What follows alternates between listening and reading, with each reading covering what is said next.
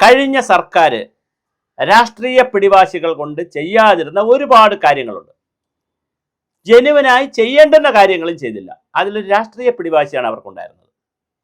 അത് ഒന്നൊന്നായി ഈ 10-15 ദിവസത്തിനകത്ത് വി ഡി സതീശൻ ഗവൺമെന്റ് ചെയ്തു കഴിഞ്ഞു എന്നുള്ളതാണ് ഈ ഗവൺമെന്റിന് കയ്യടി കിട്ടുന്ന കാര്യം. ഓരോ നാട്ടുകൾ എടുത്തു നോക്കൂ. ആശാ വർക്കേഴ്സിനെ 250-300 ഇടയ്ക്ക് ദിവസം അവിടെ കിടന്ന് കരഞ്ഞ് അവരൊരു സ്ത്രീകൾക്ക് ചെയ്യാവുന്ന എല്ലാ സമരമാർഗങ്ങളും അവർ ആലോചിച്ചു. തലമുണ്ടനം ചെയ്തു, മഴയത്ത് നനഞ്ഞു. കേരള സമൂഹത്തിൻ്റെ കണ്ണുനീരവർ ഏറ്റുവാങ്ങി. വി ഡി സതീശൻ വളരെ തന്ത്രപരമായിട്ട് അത് കൈകാര്യം ചെയ്തു. അദ്ദേഹം 3000 രൂപ കൂട്ടിക്കൊടുത്തു, കയ്യടി വാങ്ങി. ആശാ വർക്കേഴ്സിൻ്റെ കയ്യടി വാങ്ങിയിട്ടുണ്ട്. കഴിഞ്ഞ സർക്കാർ കാണിച്ച രാഷ്ട്രീയ കുത്തിത്തിരിപ്പിലാണ്, അല്ലെങ്കിൽ കഴിഞ്ഞ സർക്കാരിന് കിട്ടേണ്ട കയ്യടിയാണത്. രണ്ടാമത് നവീൻ ബാബുവിൻ്റെ മരണം നോക്കൂ. പത്തനംതിട്ട ജില്ലയിൽ നിന്ന് നവീൻ ബാബുവിന് അറിയാവുന്ന സകല കമ്മ്യൂണിസ്റ്റ് കുടുംബങ്ങളും വി ഡി സതീശന് കയ്യടിക്കുകയാണ്. ഈ നവീൻ ബാബു തന്നെ കമ്മ്യൂണിസ്റ്റുകാരനാണ്, അവരുടെ കുടുംബം എല്ലാം കമ്മ്യൂണിസ്റ്റാണ്. അവർ കയ്യടിക്കുകയാണ്. കാരണം വളരെ ലളിതമായിട്ടാണ്, വളരെ പെട്ടെന്നാണ് എന്ത് ചെയ്തത്, ഈ കേസ് CBIക്ക് വിടാൻ തീരുമാനിച്ചത്. അതുപോലെ തന്നെ രക്ഷാപ്രവർത്തനം, ആലപ്പുഴയിൽ നടന്ന രക്ഷാപ്രവർത്തനത്തിന് അന്ന് 2 ഗൺമാന്മാരെ വിളിച്ച് അതൊരു അന്വേഷണം വയ്ക്കുകയും SIT വയ്ക്കുകയും ഗൺമാന്മാരെ ഒന്ന് സ്ഥലമാറ്റം ചെയ്തിരുന്നെങ്കിൽ തീരാവുന്ന വിഷയമുള്ളായിരുന്നു. പക്ഷെ അതും ഇപ്പോൾ അവർ ജയിലിൽ പോകാൻ പോവുകയാണ്. അതിൻ്റെ പേരിൽ ADGP അജിത്ത് വരെ പ്രതിക്കൂട്ടിലേക്ക് കയറി വലിയ വിവാദത്തിൽ നിൽക്കണം. അദ്ദേഹത്തിന് ലിജു മന്ത്രിക്ക് പോലും വേണ്ട എന്ന് പറയുന്ന രീതിയിലേക്ക് കാര്യങ്ങൾ വന്നു. വളരെ സീനിയർ ആയിട്ടുള്ള ADGP, അടുത്ത DGP ആവാൻ നിൽക്കുന്ന ADGPയെ ഒരു മന്ത്രിമാർക്കും വേണ്ട എന്നുള്ള നിലയിലേക്ക് കാര്യങ്ങൾ വന്നുകൊണ്ടിരിക്കുന്നു. അതുപോലെ തന്നെ കോഴിക്കോട് ഒരു സ്ത്രീയുടെ, ഒരു വനിതയുടെ വയറ്റിൽ ഇൻസ്ട്രുമെന്റ് പോയ കഥ.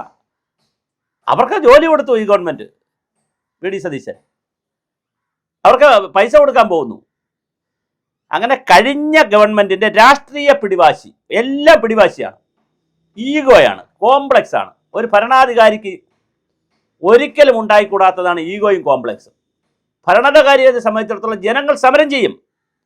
അത് ചിലപ്പോൾ SUC ആയിരിക്കും ചെയ്യുന്നത്, ചിലപ്പം സ്വന്തം പാർട്ടിക്കാരായിരിക്കും ചെയ്യുന്നത്, മറ്റു പാർട്ടി ആരും സമരം ചെയ്യും.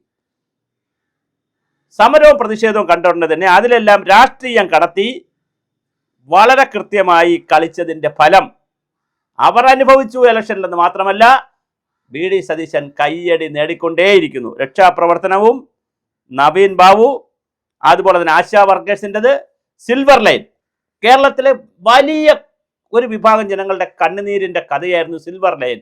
കേരയിൽ വരും കേട്ടോ. എവിടെയാ കേരയിൽ? മുകളിൽ കേരയിൽ, അടിയിൽ പിന്നെ ഇടയ്ക്ക് മെട്രോ, അതിൻ്റെ താഴെ പിന്നെ വാട്ടർ മെട്രോ, ഇതെല്ലാം കൂടി സംഗമിക്കും തൃക്കാക്കരയിൽ. എവിടെ ഇതൊക്കെ?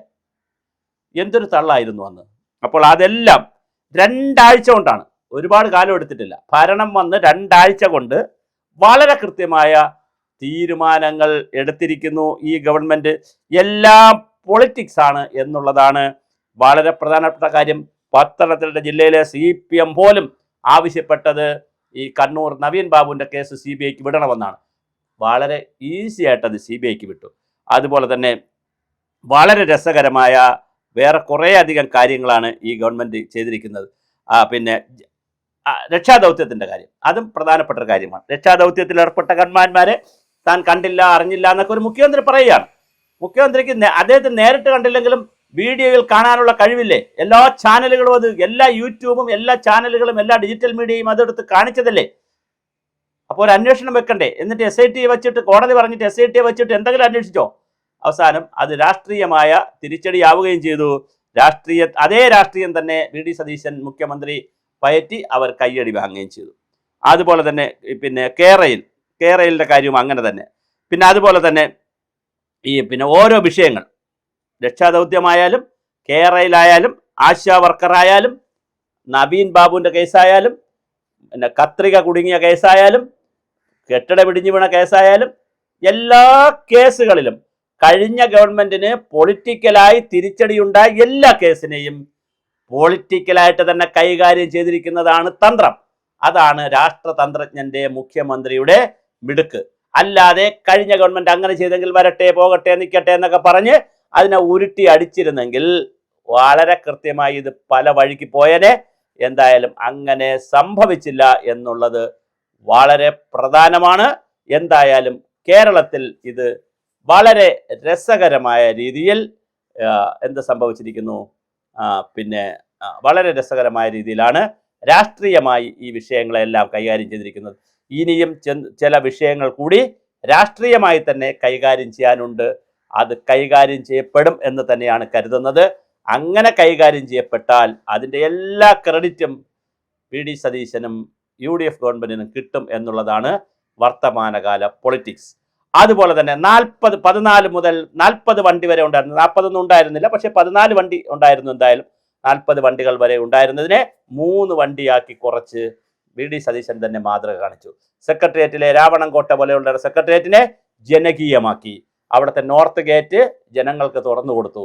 അങ്ങനെ എന്തെല്ലാം കഴിഞ്ഞ ഗവൺമെന്റിന്റെ വികസന പ്രവർത്തനക്ക് അപ്പുറമുള്ള ആളുകളുടെ അവമതിപ്പുണ്ടാക്കിയ പ്രവർത്തനങ്ങൾ എന്തെല്ലാം ഉണ്ടോ അതിനെ അഭിമാന വകുപ്പാക്കി മാറ്റിയ വി ഡി സതീശനാണ് യഥാർത്ഥ രാഷ്ട്രതന്ത്രജ്ഞൻ. അല്ലാതെ താൻ രാജാവാണെന്നുള്ള ധാരണയിൽ ധാർഷ്ട്യത്തിന്റെയും കെടുകാര്യസ്ഥതയുടെയും സ്വജനപക്ഷപാതത്തിന്റെയും അഴിമതിയുടെയും ഫലമായി ഇങ്ങനെ രാജാവിനെ പോലെ വാണിരുന്ന മുതൽ ജനങ്ങൾ വീട്ടിലിരിക്കും കേട്ടോ എന്ന് പറഞ്ഞു കൃത്യമായി വീട്ടിലിരുത്തിയിട്ടുണ്ട്. നമുക്കെന്തായാലും കഴിഞ്ഞ ഗവൺമെന്റിന്റെ പൊളിറ്റിക്കലായി ചെയ്ത കാര്യങ്ങളെയൊക്കെ തന്നെ കൃത്യം പൊളിറ്റിക്സ് കൊണ്ട് തന്നെ കൈകാര്യം ചെയ്തിരിക്കുന്നു. ഇതാണ് യഥാർത്ഥ പൊളിറ്റിക്സ്.